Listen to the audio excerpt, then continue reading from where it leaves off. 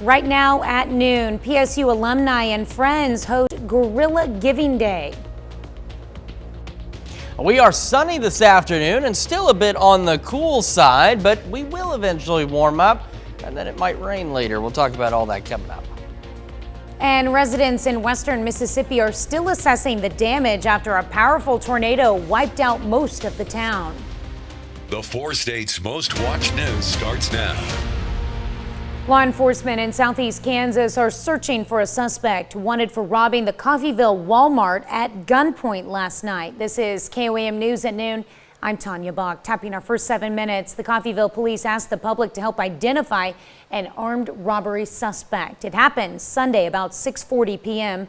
Officers with the Coffeyville Police Department were dispatched to the Coffeyville Walmart for an armed robbery that had just taken place. The suspect seen here in this surveillance image brandished a firearm, robbed the store clerk, and left with an undisclosed amount of cash. The suspect was seen leaving the store southbound on County Road 5300 towards East 8th Street in a dark-colored, possibly black, extended Ford Ranger pickup. If you have any information, Coffeyville police ask that you contact them.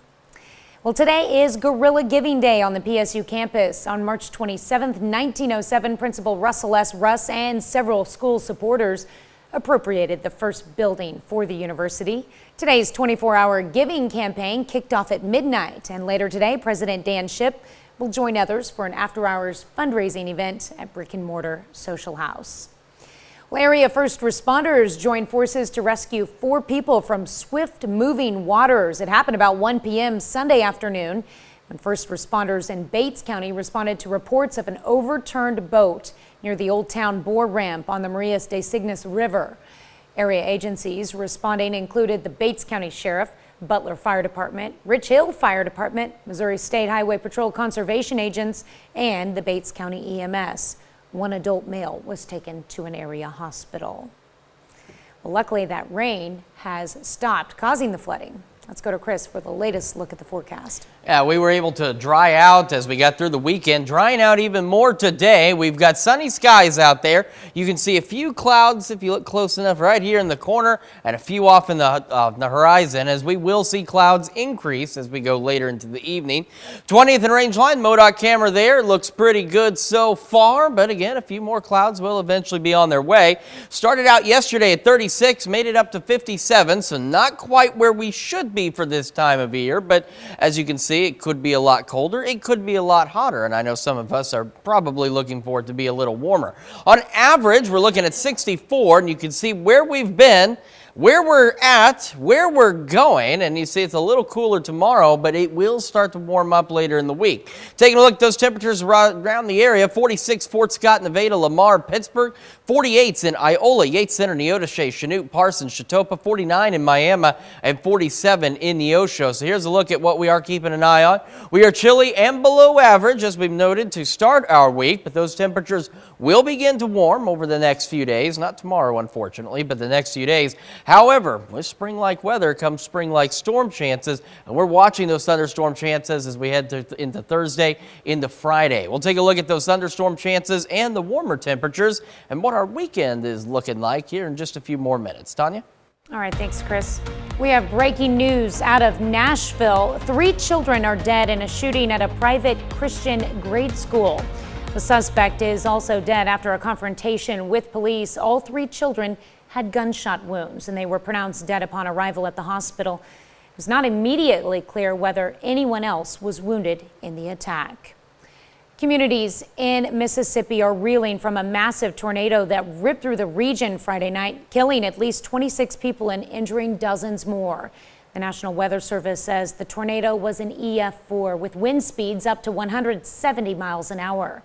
Christian Benavides reports from Rolling Fork, Mississippi. Georgia got hit Sunday with the same storm system that slammed parts of Mississippi and Alabama on Friday. Large hailstones pounded residents in East Point, not far from Atlanta, while further south, heavy rain caused flooding in the town of Thomaston. In LaGrange, residents are assessing the damage and beginning to clean up after tornadoes tore through yesterday. Authorities say 30 to 40 homes were completely destroyed in Troup County alone.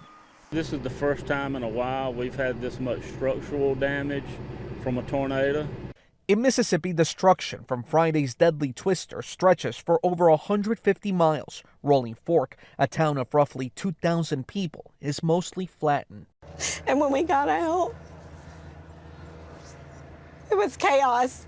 Restaurant owner Tracy Harden rode out the storm in a walk-in refrigerator. And you just hear screaming of this one's name and that one's name, and these are people you know, and you know they were home, and you don't know where they are. With so much devastation here in Rolling Fork, FEMA teams are already on the ground and promising to stay as long as needed.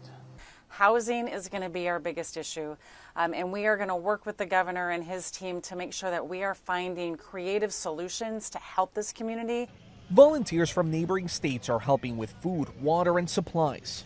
I knew that there was going to be help needed, so I got in and drove here. Mississippi has opened more than half a dozen shelters for storm victims, many who lost everything. Cristian Benavides, CBS News, Rolling Fork, Mississippi. Yesterday, President Biden approved a disaster declaration authorizing federal funding for some of the state's hardest hit counties. Well, the grand jury investigating former President Donald Trump for allegedly falsifying records related to the 2016 hush money payments is expected to meet again this week. Over the weekend, the former president claimed that the Manhattan DA had dropped the case against him. Now, Trump, who is currently running again for our nation's highest office, held a campaign rally Saturday in Waco, Texas, where he signaled support for those who violently stormed the Capitol after his 2020 election loss. That's a look at today's top stories and weather in our first 7 minutes. Up next on KOAM News at noon, homes of the future. How researchers are looking to save your money by making your house more efficient. And later, we're making a strawberry lemonade cake in the Mr. Food Test kitchen. Research shows more than half of the energy we use at home comes from the heating and air conditioning, which can drive up power bills in a hurry. But across the pond in the UK, engineers are busy building homes of the future inside a climate lab to help cut costs and save the environment. CBS's Ian Lee reports from Manchester, England.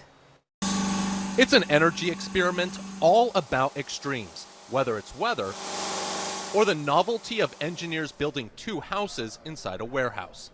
There's only one of these in the world. The goal at Energy House 2.0 is to punish properties on the outside while keeping things comfortable inside. Do these buildings work today under very deep winter conditions, very hot summer conditions, and everywhere in between? Everything about the project at the University of Salford in England is state-of-the-art. If it gets over a certain temperature, the curtains will shut and the ventilation will kick in. To mirrors that double as infrared heaters and lighter weight walls that are more energy efficient. Traditionally in the UK, it would be about 2 foot wide. So you've halved the amount of room you're going to take, but actually the insulation level is still the same. For months, wild weather and extreme temperatures batter the homes, while hundreds of sensors keep tabs on heat loss from the windows to the walls and doors to floors. We have to change the way that we build our homes, make them far more efficient in terms of carbon, energy, cost effectiveness to run. Researchers are also looking at creative ways to raise the temperature, but not your electric bill. Adding things like air source heat pumps, infrared heating, under very controlled conditions, so that hopefully our results can have significant impact. A significant impact on the planet and your wallet. Ian Lee, CBS News, Manchester, England. Energy House engineers say inside that research warehouse, they can recreate snow, rain, gale force winds, and the movement of the sun in temperatures ranging from 4 below zero up to 104 degrees. Still to come on the KOAM News at noon, Mr. Food. When you serve today's recipe on Easter, don't be surprised if your guests start taking pictures and posting them online. It's that picture perfect. And while we've got mostly clear skies for now, we've got thunderstorm chances as we head toward the end of the week. We'll take a look at all that when we come back.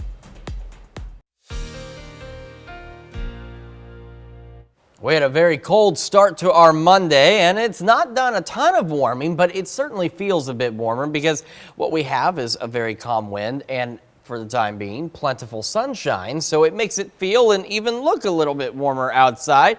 Our camera at 7th and Range Line, you can see there are a few clouds out there. It's a little easier to see on the little TV I've got back here, but there's a few here. There's some here, and there's more on the horizon and more on the way as we go into the afternoon.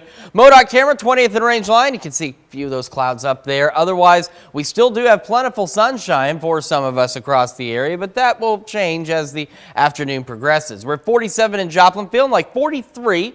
That north-northeast breeze at about 8 miles an hour. And across the area, temperatures, again, way below average for this time of year, and they aren't going to get that much warmer. But 48 in Iola, lots of 48s. Chanute, Parsons, Chetopa, Veneta, Newata, Yates Center, Neodesha. You head over a little further east, and we get into those 46s in Fort Scott, Nevada, Lamar, Pittsburgh, Carthage, 45 Monette, 47 Neosho, and 49 in Miami. We're still looking at highs pushing lower to mid-50s as we go through the day. We'll have those passing clouds. Some of us are going to see cloudier skies a little earlier. Some of us will have partly cloudy skies, and then they'll cloud up a little later. But we'll continue to see partly to mostly cloudy skies heading into the afternoon, and same through our evening. A few more mostly cloudy skies out there. We'll make it back down to 42 by 10, a little warmer by midnight, and then it'll continue to drop. That's with the cloud cover. We get down to 34 for our overnight low, and there is the possibility of a stray shower or two overnight. I think most of us, though, are going to remain dry. Now, as we head into tomorrow, we're actually going to be a little cooler tomorrow than we are today, and I mean a little cooler. We'll have those partly cloudy skies, maybe some clearing a little later in the afternoon, making it right around the lower 50s across the area, and then it'll start to warm up as we go further down the road. So let's take a look further down the road. So I know that this is showing what looks like a lot of snow and a lot of wintry mix, when in reality on the local level, that's our possibility for a stray shower to overnight into early tomorrow morning. We get into our Wednesday and the rest of our Tuesday, not bad otherwise. Wednesday starts to warm up, gets us a little closer to where we're supposed to be. And then we head into Thursday. We've got the southerly breeze. We're getting a lot of Gulf moisture filtered in here, and it's going to get a little bit on the muggy side. Not like it gets during the summer around here, but you're going to notice that there's a little more moisture in the air. That's out of a cold front.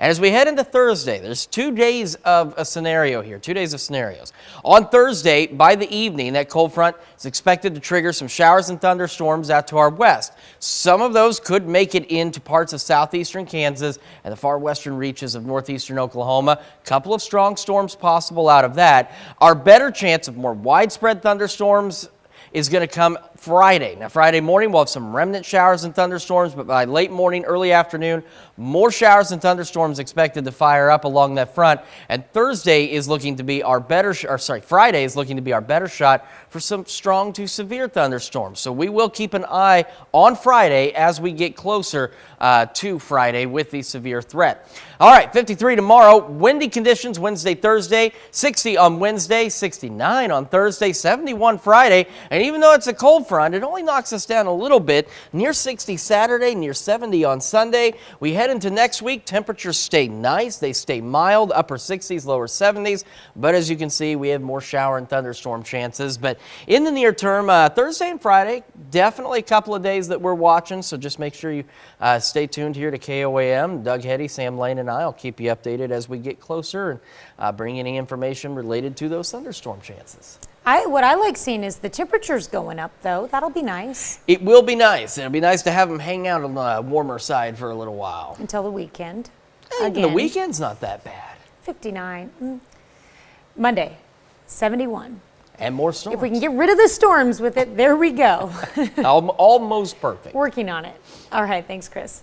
Well, stick around. We're making strawberry lemonade cake after the break. Well, spring is here, and if you're looking for lighter spring-like recipes, you'll want to check this one out. Howard shows us how to make his strawberry lemonade cake in the Mr. Food Test Kitchen.